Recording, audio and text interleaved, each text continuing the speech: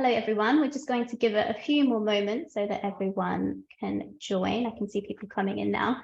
In the meantime, maybe let us know in the chat which company you're from, which sector you're exhibiting in, if this is your first show, just so we can know you guys a little bit better. That should be about enough time. So hi, everyone. Thank you so much for joining us today for this Home and Gift pre-show session. My name's Jordan, and I'm part of the Clarion Retail team, and I'll be hosting today. And I'm really lucky to be joined by some key members of the team from across operations, sales, and marketing. So together we should be able to answer any and every question you have ahead of the show and hopefully help you make Home and Gift 2023 as successful as it can be for you all. But before we get started, maybe it's a good time to put some faces to names. So I'm just going to ask everyone on our panel to introduce themselves quickly. Frankie, let's start with you. Tell us about who you are and what you do. Hi everyone, I'm Frankie. I'm from the marketing team. I'm one of the marketing executives. I work across Home and Gift and Top Drawer and our other show, JFS, as well. For Home and Gift, I mostly handle our press and partnerships, as well as our social media. But for previous shows, I've also done the visitor emails, our ex-prom emails, ex-com, and also the website and the e-zone as well. Great. Thanks, Frankie. Paddy, how about you next? Yeah, I'm Paddy Wallace. I'm the sales manager, commercial manager on the show. I've been involved with Home and Gift for quite some time, and yeah, anything sales related, I head up the team here. So anything you need in the future, this is the face you can put to the name. Thank you. Willow, jump to you next. Good morning, everybody. My name is Willow Chamberlain. I am the operations manager for Home and Gift, as well as a number of others in the Clarion Retail family. I look after the overarching operations of the event, as well as the health and safety, and looking after all of our exhibitors, fulfillment, if you like. Great, thank you. And then last but not least, Gemma. Hi, yes, I'm Gemma. I'm an ops exec, so I work alongside Willow on all the operations. So you'll probably see me Home and Gift operations. The email address, that's me most of the time, emailing you guys back. And then also the manuals, mainly me, so I kind of do the manual and put it together and things. So nice to put a face to a name. If you see Gemma on your emails, it's me. Perfect, thank you, and thank you everyone for joining us today. So we want today to be, as useful to you as possible. So we're going to take quite a relaxed approach, just a very general Q&A. So you have pre-submitted some questions that we're going to run through now, but feel free to use the chat function to ask anything else as we go, and we'll get to those too. But before we hop in, Paddy, as you said, you've worked on the show for quite a long time now. Tell us why Home and Gift is different and special as a trade show. I mean, yeah, you'll experience it on site, I'm sure, but we call it the Home and Gift Buyers Festival because of the festival feel we have there. It's not like any other trade show that I've ever been involved in or have seen at all. It's obviously Harrogate as a setting is beautiful, spa town. There's a lovely atmosphere at that time of year. We often get great weather, which is really nice. And yeah, we do lots of things around the event. Obviously, the footprint of the event is the Harrogate Convention Centre, and then also within the Doubletree by Hilton, the old Majestic Hotel grounds, we build marquee structures. So it's and outside those marquees, we lay on lots of different things. We have our sundowners drinks on the Sunday. We have our show party on the Monday. So there's lots of things in and around the event that make it that festival feel, and just a great atmosphere both for buyers and exhibitors, and why it's known as the most well-loved show in the calendar. Yeah, absolutely. A real mix of business and pleasure, isn't it? There's a reason that people keep coming back. And Frankie, just, you're on the marketing perspective of seeing registrations come through already. So could you please tell us a little bit about the buyers who've already registered and that people can expect to see at the show? Yep, we've had some really exciting buyers already register. So we get a real mix across the board of independents, department stores and high street names. So this year we've got big names coming. We've got Hoopers, Scribbler, Tesco, Card Factory, Longacres Garden Centre, Next, New Look, Pets Corner, Haskins Garden Centre, National Gallery. Browns, Long Acres Garden Centre, Cotton Traders, Trowell Garden Centre, I might have said that wrong, and a lot more. So we really kind of, from a marketing perspective, we really focus on trying to get a really good mix of retailers, various different sizes, whether it's high street chains like New Look or Next, right down to small independents who you find all over the country. And with it being Harrogate and nice and easily accessible, we do get people coming up from London or down from Scotland come to the show. Great, thank you. Some great names there. Cool. So we're going to jump into some of the pre-submitted questions now. But as I say, as we go, if you think of anything else, you've got any more questions, need more information, then please use the Q&A or the chat function, and we will get to those too. So Gemma, we are just a couple of weeks out from the show now. What sorts of things and information should exhibitors have already submitted or need to be submitting ASAP? So the main thing on your exhibitor manual, so if everyone has access to the exhibitor manual, if you don't, you can always email us and we can get that sent over to you. There's a task checklist there, so you can see all the compulsory tasks. So things like the operations form, it's a health and safety form, which is really important for us, just to double check what you guys are doing. And if there's any risk, any high risk, that we can just check that before and get all the paperwork we need for that. Name boards, if you're a shell scheme stand, you obviously want your name board showing the correct company name, so you'll need to submit that. That's quite important. And then your exhibitor badges and stuff, obviously, for you to get in.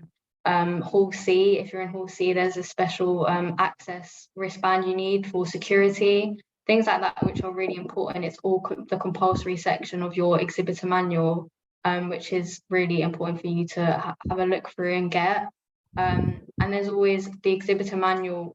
As I've said, we can just send it over to you if you don't have it. But yeah, having to check through that, and there's a whole checklist there with deadlines and everything for you. All the deadlines have kind of passed. They have all passed now. But it doesn't mean you can't still order things. You still can order, but just do it ASAP, because by the time you get on site, those things you might not even be able to order them, or you might not be able to get it because it is so late. So just get those things in ASAP. The exhibitor manual and the checklist is a great place to start. I might just quickly share my screen just to show where that's located, if that's okay. Can you see that, the rest of the team? Is that appearing? So this is the exhibitor manual. When you first log in, you should end up with all of your stand details appearing here. And we have the menu option on the left-hand side. And what you're looking for is the tab that says I can't see that, I don't think we can see this, Willow. Sorry, can you see it yeah, now? it's coming through now, yeah. Sorry, so this is the home page for the manual. This is the stand details. So this should display all of the information about your stand type, which is also important, and the location across the show. Down the left-hand side, these are all tabs that you can click on. And this task checklist is what Gemma was just talking about. So if I click on there, you will see the compulsory tasks that Gemma was talking about, and then any optional tasks as well. The optional task could be ordering additional spotlights for your stand. Perhaps you want to order some graphics, or shelving for your shell scheme. So any of those things. And at the top are the compulsory tasks that we ask every exhibitor to complete. The only ones that you need to ignore are Hall C access if you are not in Hall C, and space only submissions if you are not a space only. So a little bit of help there. Should be able to stop sharing. Perfect, thank you for that, Willow. And then if anyone watching this, needs a bit more support, wants to get in touch with the team, what's the best way for them to reach out to the ops team? So our email is homeandgiftoperations@clarionevents.com. So yeah, you can just, and that email is again on the manual, which you can find us at, and all the emails, the operations emails we send out come from that email, so you can just reply back to that, and we'll be there. So it's home and gift. I can write it in the chat now as well, just so you all have it. Yeah, home and gift operations. Thanks, Gemma. That's great. And then, you refer to that being the exhibitor manual, but I know that we do use quite a few systems across both operations and marketing. So, Gemma, it might be quite good to break down what's strictly for operations, and then, Frankie, we can talk a little bit about marketing as well. So the operations manual is, again, what Willow just showed you. It's the operations part. It's all you can order all your furniture, electrics, lighting, anything you might need, and all the health and safety parts. You can find all of the suppliers, like logistics, that kind of things, how to get in, access, all about the venue, floor plan. You can find all of that on there. That is a login which will come from the operations team. So from the home and gift operations email, that is what you'll get, and you'll get a login details for that, which is usually your email address and a really random password. And you'll get that from us. And then when you click onto your manual and you're all logged in, and if you want to order anything from GES, which is your electrics, furniture, you can order for them. Name board is a main one. You will then have to go in and make your own account for a platform called Espresso. So that will take you in. You have to create your own account, so you won't be able to use your login that you've used to get into the manual. It's annoying, we know it's a separate login and something that we're working on, but that, just to make you clear, that is what that is. And then your e-zone, where you get your exhibitor badges, is again a separate system which comes from our marketing team, which has your exhibitor badges as well as loads of other stuff. And Frankie, you can kind of touch on what that is. Yep, so the e-zone is your section on the website.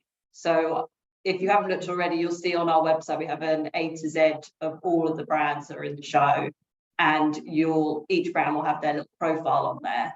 So your e-zone is the place to basically make the most of your space on our website.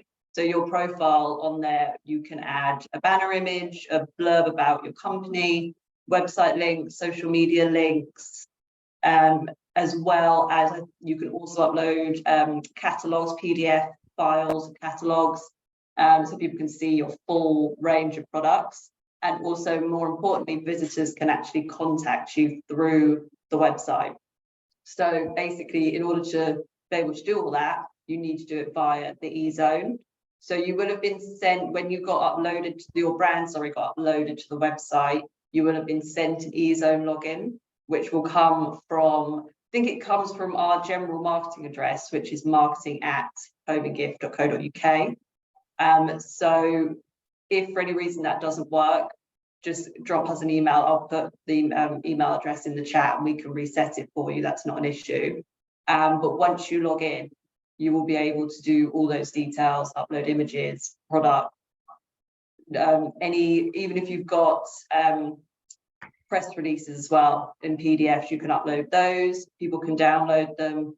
And then it's always quite good to kind of make the most of your e-zone, really, because then it really builds that interest, and then buyers will look at that before they arrive on site.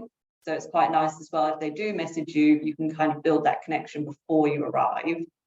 But also, as Gemma mentioned, you can get your exhibitor badges. So from the e-zone, down the menu on the left, there's a tab that says exhibitor badges and scanners, I believe. And that will lead you through to our exhibitor hub, which is where you will need to register all your members of staff who are coming with you for their exhibitor badges. So you'll need to have those in advance printed in order for you to gain access for the build. So it's really useful to do that as early on as you can. And also on the exhibit hub, you can get you can download our logo to use in your own publications or email signatures, which is really useful. And you can order your scanners as well for when you're on site. So LiveBuzz, who are our registration partner, they deal with the ordering of the scanners, which you can use throughout the show. You have to pay to hire them. I think off the top of my head, they're normally about £150 plus VAT for the full 4 days.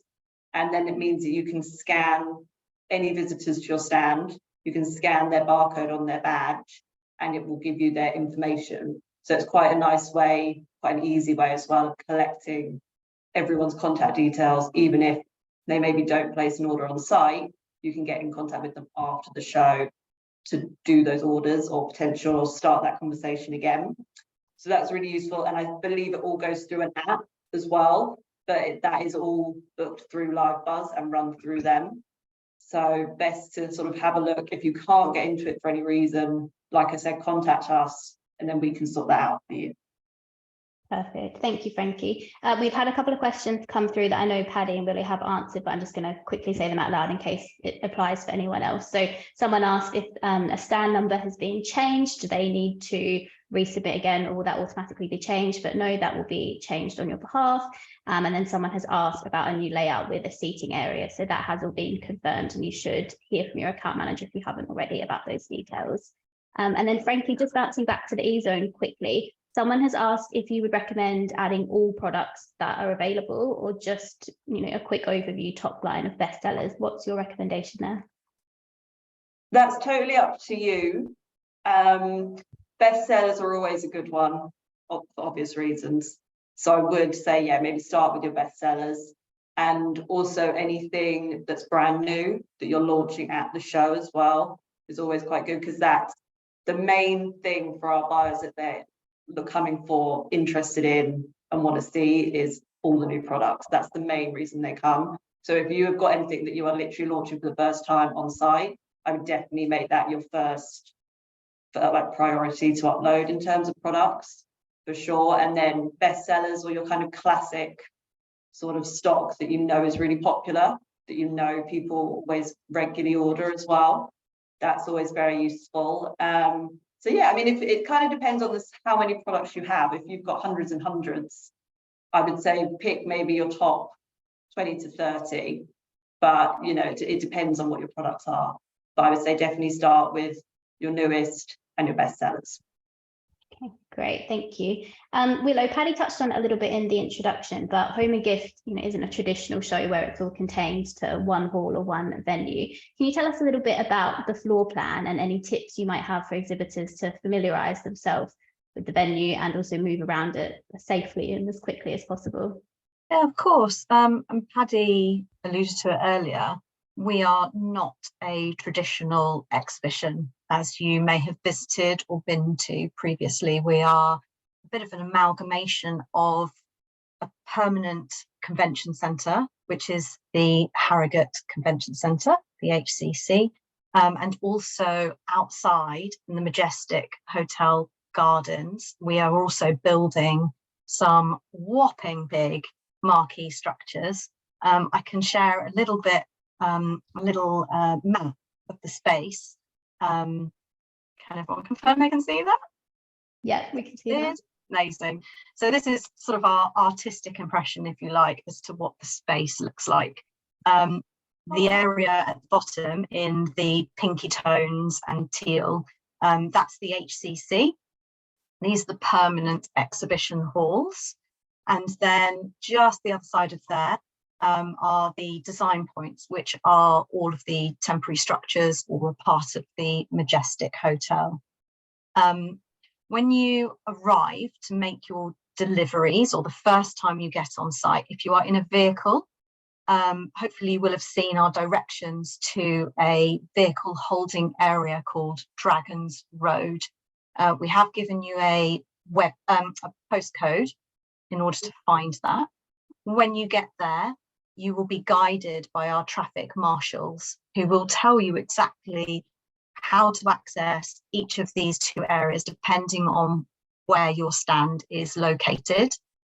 When you arrive, security will be there to greet you at the doors, and they will do a very simple process, which will be to check that you've read something called our site rules. I mentioned earlier that I'm kind of in charge of health and safety for the event, and our site rules is something that we all must adhere to, just to make sure no accidents or anything nasty happens to you or us or other exhibitors or contractors on site. They will ask that you are wearing a high-vis jacket, little vest, and suitable footwear. And by suitable footwear, that will be no open-toed shoes, ideally no trainers, something with a firm base. And the reason we ask for that is during the build of the event, you might find things like nails on the floor, pallets, other sort of trip hazards. And if you have appropriate footwear, it means you're not going to hurt yourself if you knock your foot into a box or a pallet or step on a nail. Your feet are going to be all safe and cozy in your boots or appropriate footwear. As you navigate the halls, this floor plan, Frankie, correct me if I'm wrong, this is on our website now, isn't it?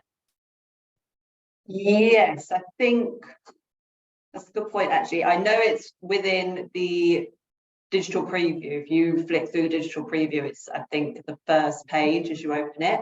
I'm not sure if it's on there solely on its own, but you can find it in the digital preview on our website. I've seen it on there. So if you are located in the HCC, you will see that we have permanent toilets located in the hall. So perhaps if you wanted to print out a copy of this, just to have in your pocket, just as a bit of a quick reference guide, we'll show you where the toilets are.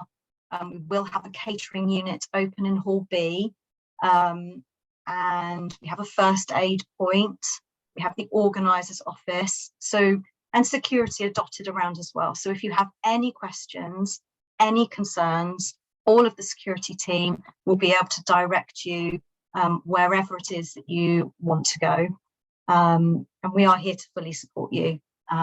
So do pop into the organiser's office and we will look after you, whatever your query is. Great, thanks, Willow. Karen has just asked in the comments, she said that on the e-zone, her STAD number has not been updated. So Karen, can I just ask you to please email the marketing email address that Frankie has popped in the chat, and the team will just make sure that they get that sorted for you ASAP. Frankie, in the intro, you spoke about marketing attracting a real breadth of different buyer types to the show. Can you tell us a little bit more about how these are broken down and what each one might be looking for in terms of products and brands? Yeah, so predominantly we get independent retailers. So that will be gift shops of all sizes. Normally they're quite small, dotted around the country. And then we get department stores and we get garden centres and, like I mentioned before, sort of high street chains as well. So they do all come with various different needs. So independent retailers mostly are looking for predominantly smaller orders because they do more regular small orders, sort of test products out, see how they go, and then if they're successful, they'll reorder. And they also normally look for a slightly shorter lead time on those orders as well. Whereas department stores and the bigger high street names more likely are going to be doing much bigger orders because they're getting shared around more stores. So they'll be looking for more products, maybe in a more slower pace, as in they might be looking for them for next year.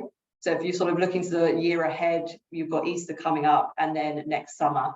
So you might find that the bigger names will come in looking more for those sort of seasonal products for next year, not necessarily ones that will be out on the shelves in the next, say, like 6 months. Whereas an independent retailer might be looking for key stock for their Christmas displays and things like that. So you're always going to get that slight difference in the timing of the needs as well, and that kind of then whittles down to what products they're looking at. Garden centres, I would say they have a massive focus on gifts. Garden centre gift shops have just come on leaps and bounds of what they used to be probably 10 years ago. So they are very much now a hub for gifts in terms of toiletries. Candles are always really big. Food gifts as well. So whether it's chocolate sets or the baking and co, bottled baking co, their ones are really popular, that sort of style. And there again, garden centres can work quite differently. They have buying groups, so they'll maybe send one buyer, but they'll cover a multiple number of stores. So it might be that they actually buy quite a lot of stock to then share over sort of 20, 30 stores. You never know. So, but we do get independent garden centres as well, which you just never know what your buyer's going to want, really. But what I would say is independents look more for small orders, bigger chains obviously looking for bigger ones. So it's always just quite good to have your sort of lead times, bear that in mind in terms of like stock, or depending on the size of the retailer. Yeah, perfect. Thank you. And then Paddy, Frankie's kind of touched on it there, but I think this leads quite nicely into your experience with chatting with people on stands. What sort of information are buyers going to be looking for? What sorts of things do exhibitors need to be prepped with for those conversations? Yeah, obviously, being a wholesale show, you need to have your clear wholesaling pricing, details of your minimum orders and quantities, information about shipping and display. You know, knowing are those additional costs built into the price, time frame for deliveries. We've got a little crib sheet we use as well, which we can actually send out if anyone wants, with where we've got some answers from retailers on what they're looking for, and also from fellow seasoned exhibitors on what they're looking for. So things like know what your carriage paid amount is, little bits of advice from the retailers, just making sure that you know your stuff. You need to feel confident. They need to feel confident about placing an order with you.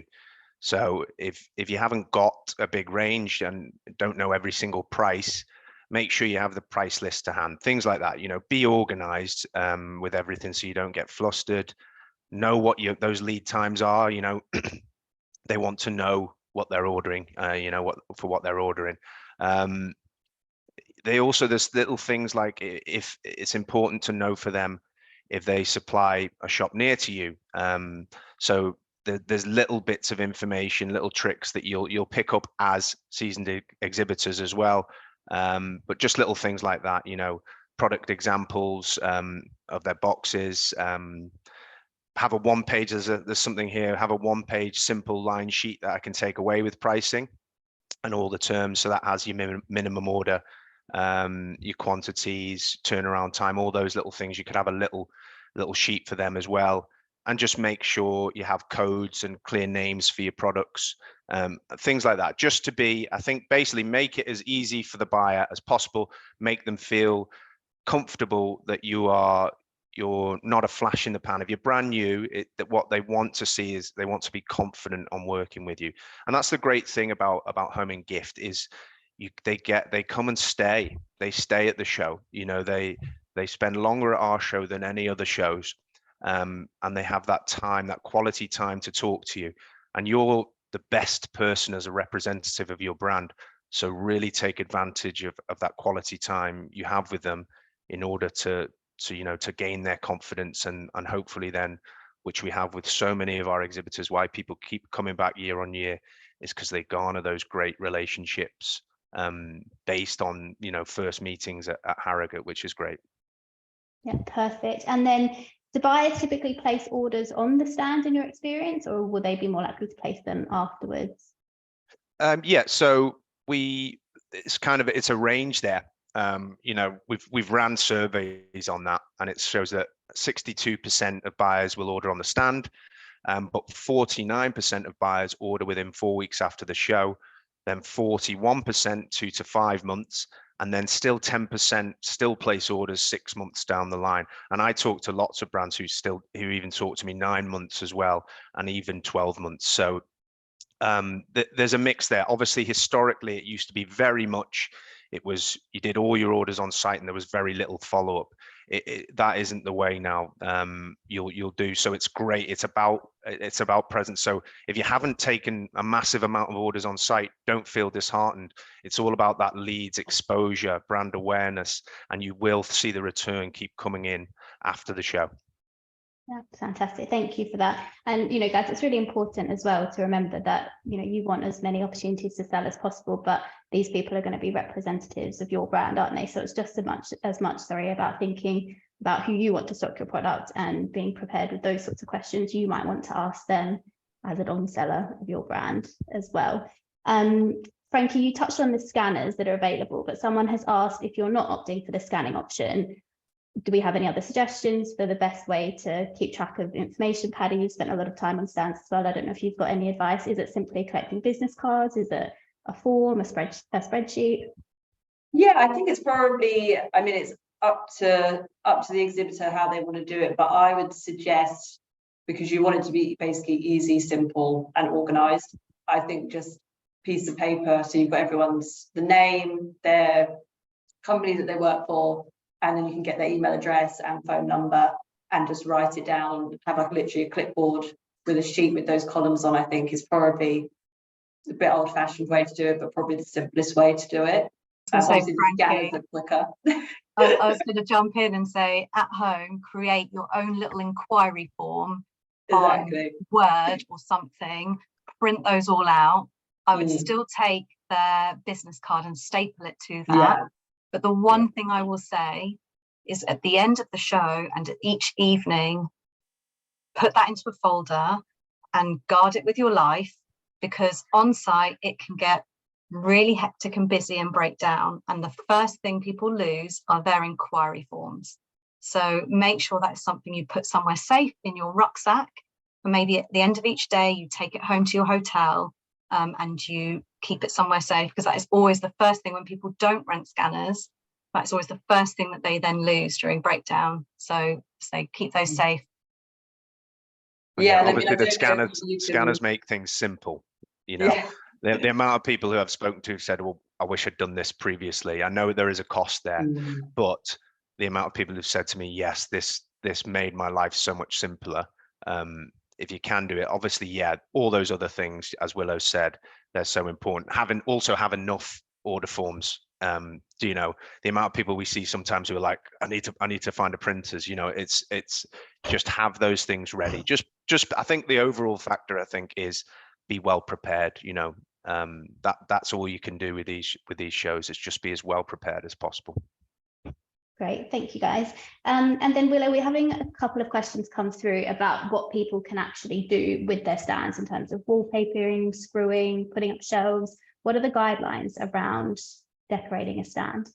Sure. So it depends on the type of shelf scheme that you have.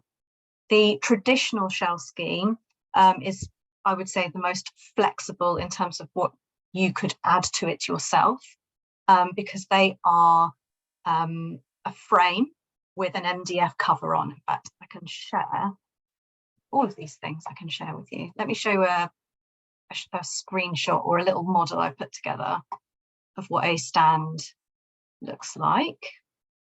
This is a model of a 3 meter by 1.5 meter stand, and the back wall here is made up of 1 meter wide panels, and they all slot together to make it look like it is a single and flush wall.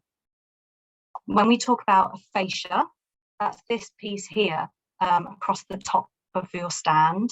And this is where your name board will sit, in the middle of there. So your name board is added to your fascia. The back walls are quite flexible in what you can do. And in fact, let me share a cross section of what these panels look like. That is here. So if we were to peel away some of that top layer of our panels, underneath, this is what you'll find. So it's like a timber structure inside.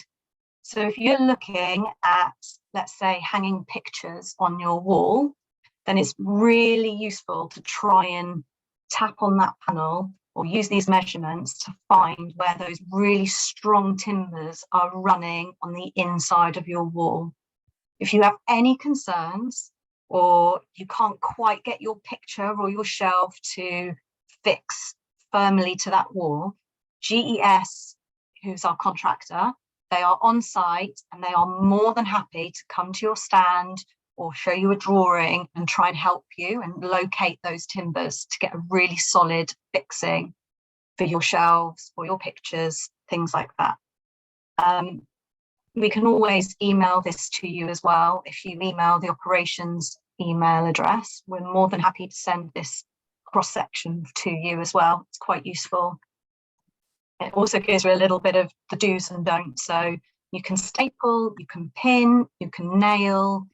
The only time GES will charge you for damage is if there is significant damage. You wouldn't believe what some people do. They drill huge, great big circle holes, or are hammering the panel with a hammer and they've just got great big grooves and dents. If all you're doing is screwing in a single screw or tapping in a pin, you are not going to get charged for that. and they are not going to ask you to make the panel good at the end either. It's only if you, as I say, are trying to drill really big holes in that wall that GES would like to know, just as courtesy. And I would always recommend you having a conversation with GES if you're looking at doing a little bit more than a pin or a nail.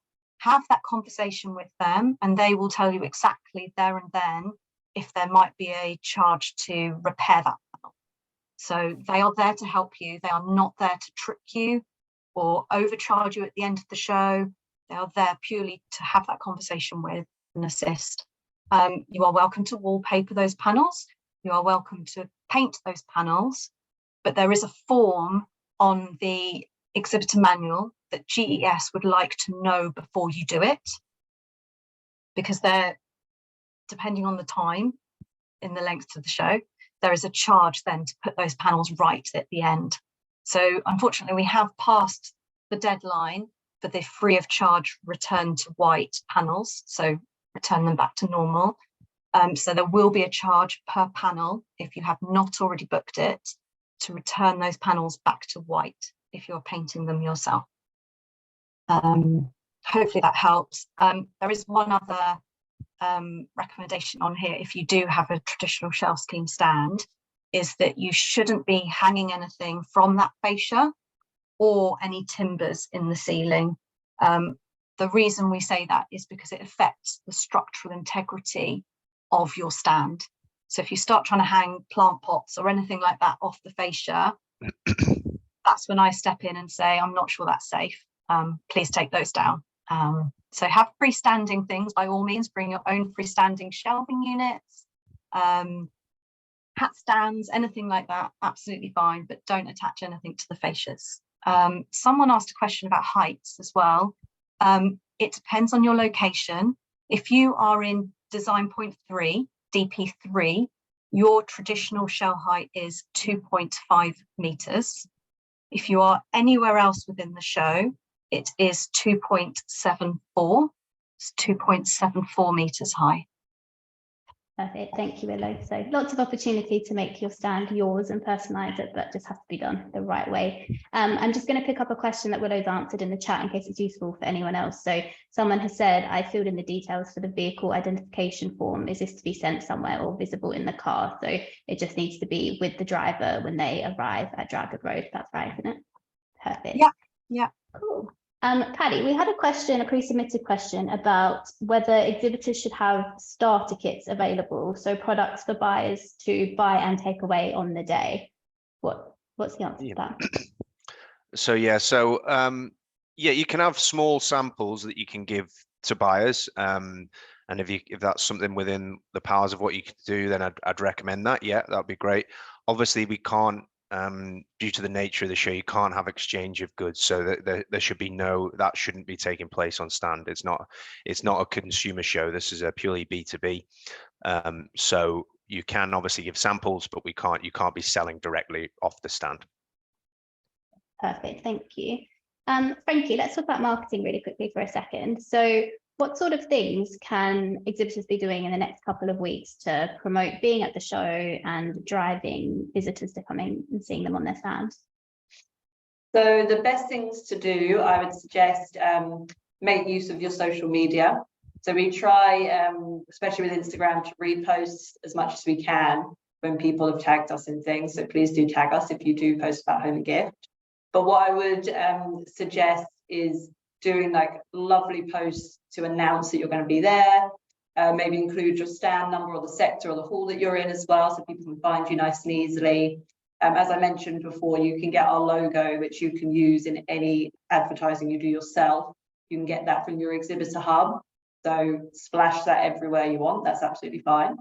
And I think also as well, it's really nice to give your customers a little bit of a taster of what they're going to see. So any new products that you're launching, maybe do some, social media content about it. Social media is obviously one of the main biggest drivers for everything nowadays, marketing wise. It's our biggest platform. So that's really something that I would say, if you're not doing that already, definitely start doing it. It will make a difference, because even if we don't share it, it gets picked up by people because of Instagram's algorithms and things like that. So definitely use the sort of hashtags that relate to your products and tag us as well. And we do our best to try and repost everything. And also recently I've seen some exhibitors do really lovely sort of preparing for home and gift style posts. So that's definitely one I would recommend. It makes for really good content and it's interesting. And again, you can tease what you're bringing with you. Also, if you haven't done already, if you can send us in any images of your products, really sort of high quality lifestyle images, that would be lovely. And we try and use as many of those as we can across our social media and our visitor emails as well, and on our website. So we use those throughout the whole campaign. So if you haven't done already, please do email those in on a WeTransfer link to the marketing address that I put in the chat. And that's a really good way to help you basically build some exposure, especially if you're a brand new brand and this is your first time. It's really good to have, well, number one, having high quality images makes such a difference. So really, I would say do invest in good photography, and definitely send them in to us so we can make use of those. And I think just making sure any sort of clients that you do have that you know are local to Harrogate, or maybe not so local to Harrogate, check in with them before you go, see if they're coming, invite them if they're not. I mean, we do sometimes have brands who host little, drinks on their stand for their clients, which is quite a nice way to sort of people to network, meet, connect with you, things like that. So I think anything extra that you can do, especially if this is your first time, any of your current clients, maybe invite them to come and see the show, come and meet you there, see if I'll just check in with them, see if they're already coming.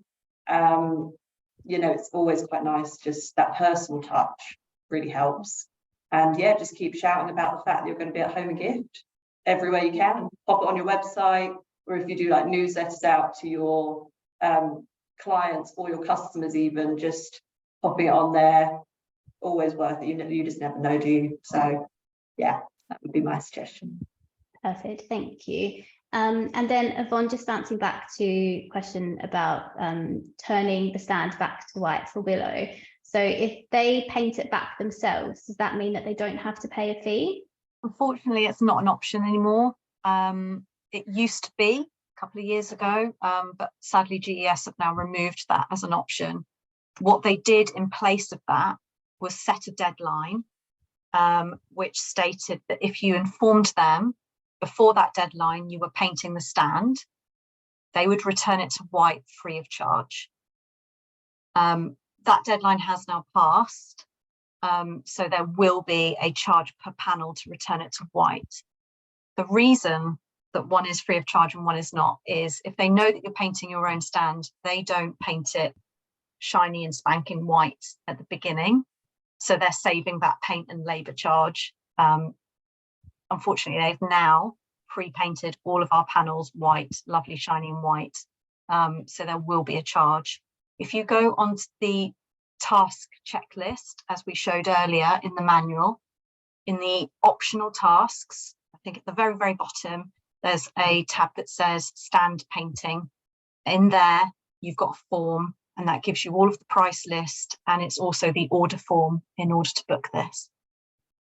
Great, thank you.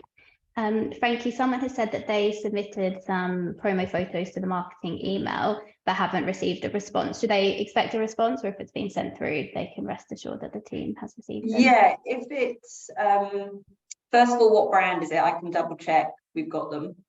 And then, yeah, if it's a WeTransfer link, I'll be honest, we probably won't get back to you to say we've received them. Sometimes people sort of send a normal email and then we get the WeTransfer link as well. If that is the case, I always try and reply. But yeah, if you haven't received a response, we should have gotten a bit. If you let me know the company name, I can double check, and if not, I can always get in contact with you for them and send them again. Great, thank you, Frankie. And then we've had another question asking around, can they receive the email addresses of buyers? We obviously have some restrictions to this, don't we, Frankie? So yeah, so due to GDPR, we can't release any names or details, contact details for any of our buyers. We can tell you the brands they're from, the company name, but that is it, I'm afraid. It does come down to, once you're on site, seeing who you talk to. But then that's the great thing about Sundowners, which is on the Sunday night. Our drinks, highly recommend. It's a great chance to network and meet people. So even if maybe certain big buyers haven't passed your stand or stopped at your stand, you've always got those opportunities for the at Sundowners, and also at Gin on the Lawn as well, which is on the, I want to say, the Monday and the Tuesday night, Willow. And those are also like networking. If the sun's shining, people stay and they have a drink or two. And I definitely would take advantage of those moments to try and meet those bigger buyers if you haven't had the chance to talk to them during the day. Good, perfect. And Frankie, just back to social media quickly, is there a specific hashtag that people should be using to sort of drive focus from the home and gift audience? Yes, we use the one, it's just hashtag home and gift, and is written AND, and home is with a capital H, gifts with a capital G. I'll pop it in the chat, but that's the hashtag that we use on all of our posts. So if you use that as well, that would be fabulous, but also tag our handle in it as well, so then we can see the post. I can try and repost it for you. Great, thank you.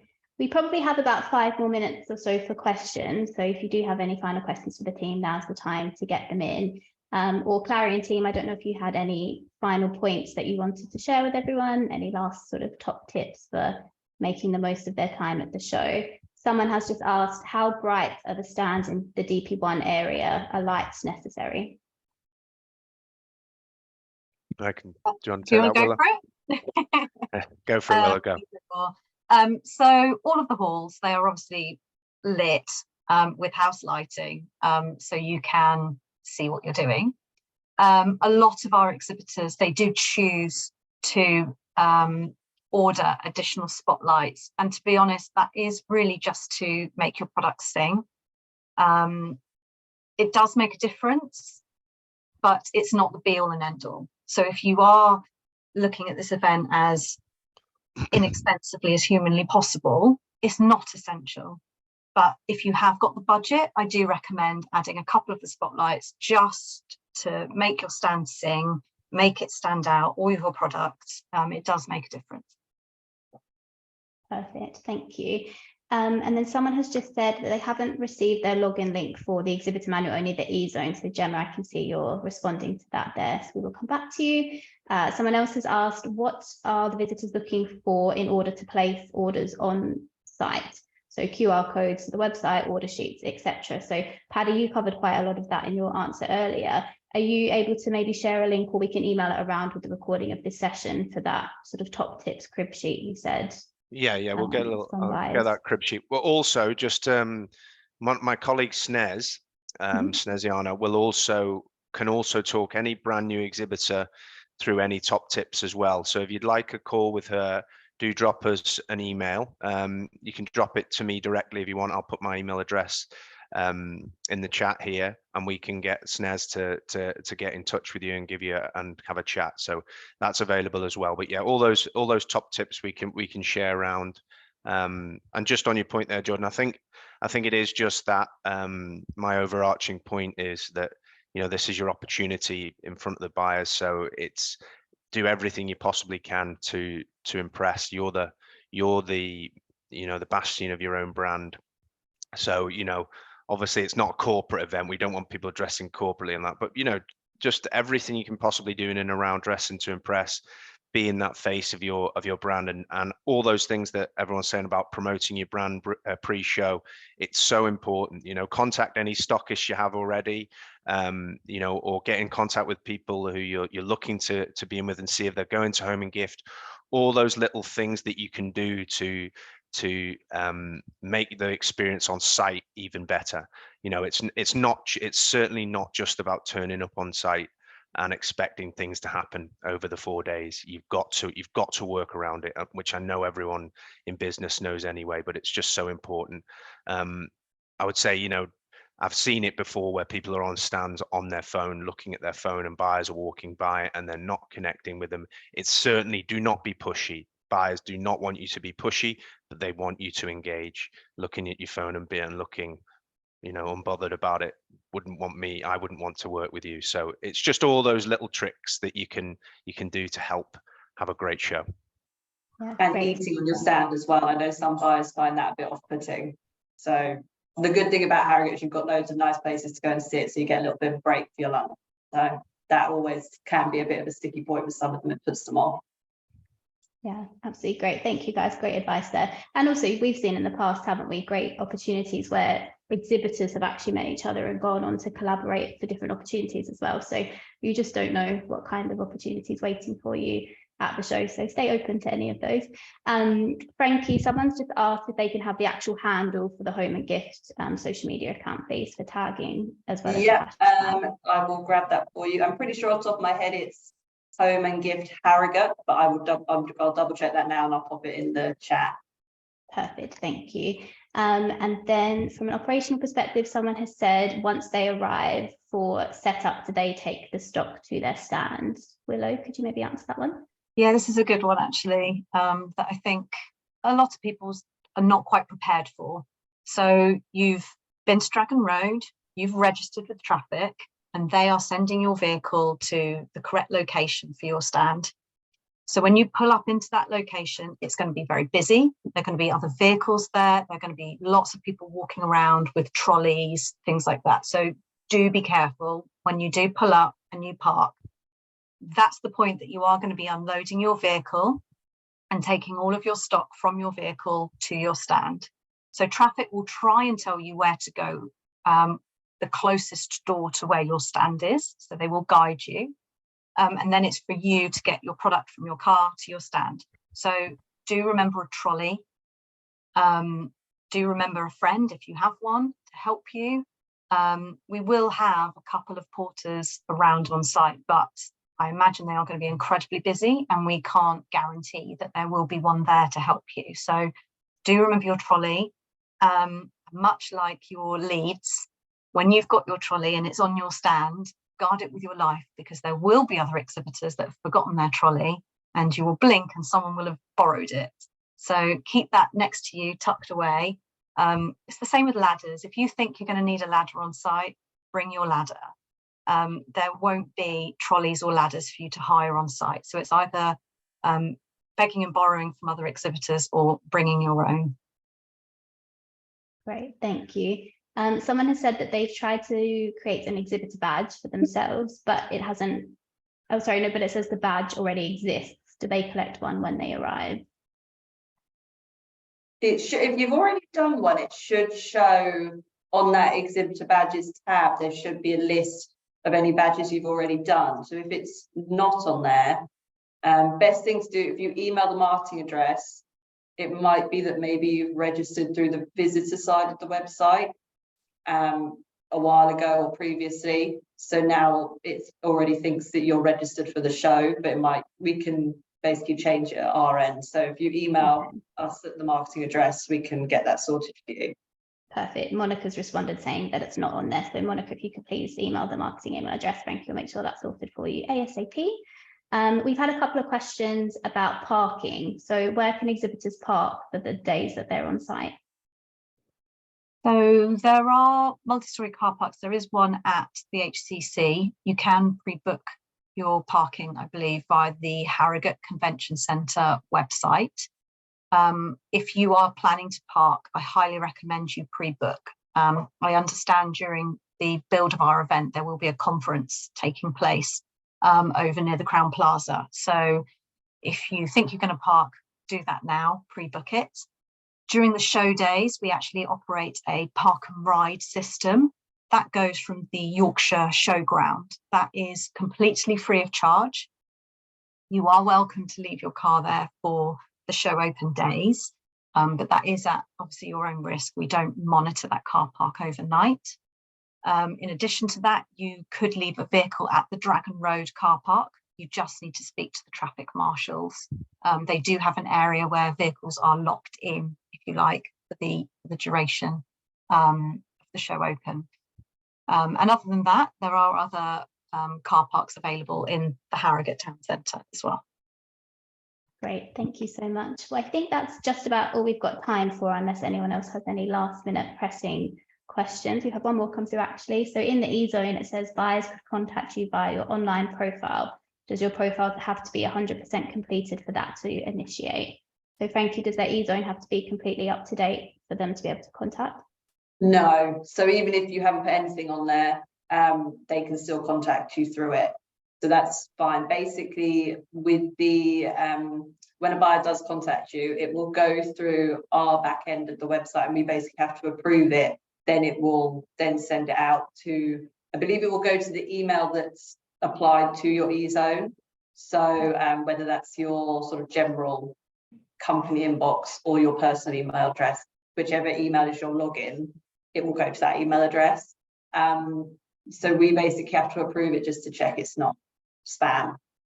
Yeah. But normally it's not. And we do get, because I can see them as they come in, we do get people asking, can you send me a catalogue?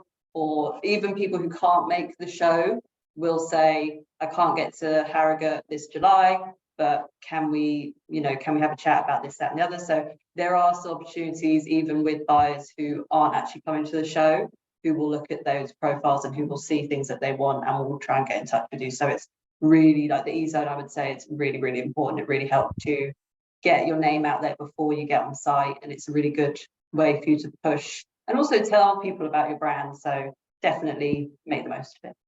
Yeah, and we know, don't we, that even post-show, the buyers use it as a tool to get back in touch with people that they met there. So do make sure it's up to date and quite reflective of what they saw on the stand as well, if you can. The Clarion team has shared quite a lot of contact details and hashtags and handles in the chat. So you've got the two general inboxes for both operations and marketing, and Paddy's kindly shared our colleague Snez's email address as well. So she's available to answer any questions and give any tips and advice. Thank you everyone so much for joining us today. We hope you found it useful, and we hope the next few weeks of planning go really well, and we're looking forward to seeing you all on site at Harrogate really soon. Thank you so much. Thank you. See you soon. Bye. See you in a few weeks.